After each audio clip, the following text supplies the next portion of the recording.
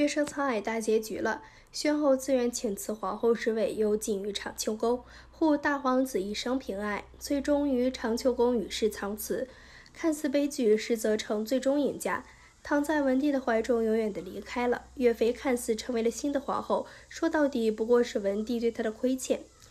宣后在世时，最渴望的就是与郎婿笑看风云，晨起而作，日落而起的生活。然命运跟他开了个玩笑，将他推向了至高无上的皇后位置，一生不得自由，为儿子的前途殚精竭虑，为天下女人做表率，操持家务国事，不得怨怼。自凌不疑踏进城阳侯府的那一刻开始，宣后就知道自己的不幸该结束了。人人都羡慕他母仪天下，享受荣华富贵，然却不知道他这一生最渴望的是什么。什么名利富贵于他来说不过是锦上添花，他最渴望的就是能够轰轰烈烈的爱一场，哪怕一刻也好。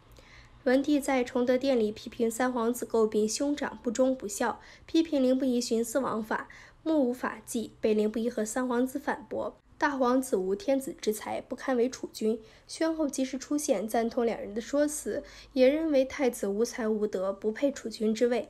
在文帝屏退凌不疑和三皇子之后，宣后跪在了文帝面前，自愿请辞后位，说出了自己为后年间的所有的委屈与不公。文帝作为他和岳飞的夫婿，却不见他对他有半点爱意，反而总是在他面前与岳飞秀恩爱，全然无视他的感受。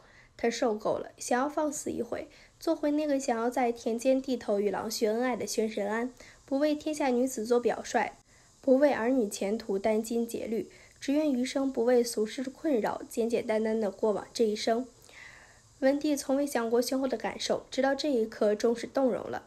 他同意了宣后的请辞，将后位还给了乐衡，将三皇子册立为储君。但是他是皇帝，无法撇下天下不管，而去成就宣后的心愿。最后宣后在请辞后5年后终是病逝了。在临终前，宣后在文帝的怀中说：“但愿来世不相见。”一句话道出了多少心酸与无奈。宣后死了，但他却永远地留在了文帝的心中。生前他不曾有过的温柔，在临死的那一刻如愿所偿了。他死在了自己心爱之人的怀中，让活着的人备受煎熬。乐衡虽然得到了皇后位，可终究无法取代宣后的位置。要不是念于三皇子有帝王之术，他可能不会如愿。乐衡可以说是前朝后宫中当之无愧的一股泥石流，所到之处不仅反派哑口无声，朝堂上怒传御史也是很霸气。而且他的儿子成太子，他成了皇后，五公主也嫁出去了，他也成了后宫的大赢家。宣后甘愿让出后位和储君之位，一直以来不在意后位的乐衡为何成了大赢家呢？看懂宣后的惯规故例，才明白乐衡这么多年的所作所为给宣后造成了多大的影响。乐衡能当皇后，主要是宣后肯让位，否则哪怕是宣皇后去世，乐衡都不一定能被辅政。虽然他和文帝是青梅竹马，但是皇后和文帝也有着很深的夫妻情谊。虽然看起来偏爱乐衡，可即便太子再无能，文帝都力战群臣，不肯废除，也都是因为皇后。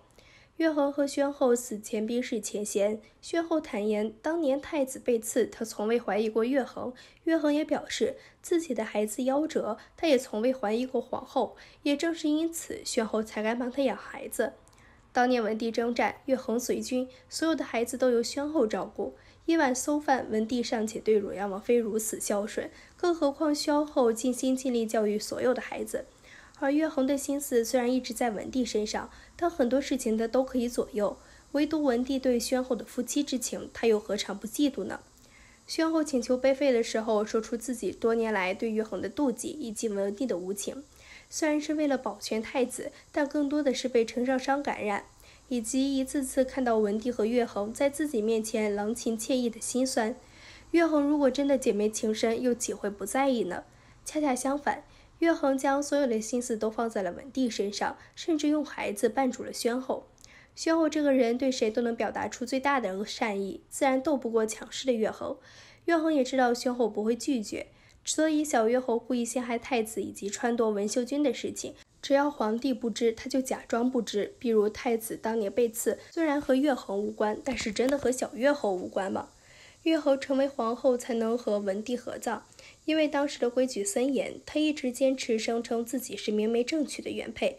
可于国法而言，他是不能和文帝合葬的，所以一直想劝宣后知难而退。但是文帝厌恶的事情，他不肯沾染分毫，所以直到宣后去世前5年才自请废后。废后宣后的身体依然要葬入皇陵，所以他请求文帝将他的封官送去故里安葬，能够和阿父阿母在一处。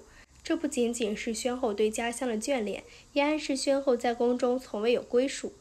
而这一切都是乐衡是关键因素。三皇子为储君，他不关心；乐衡从头到尾也就是依在文帝和乐家之间。三皇子说到底是宣后养大的，也正是因为如此，他知道宣后会为三皇子让路。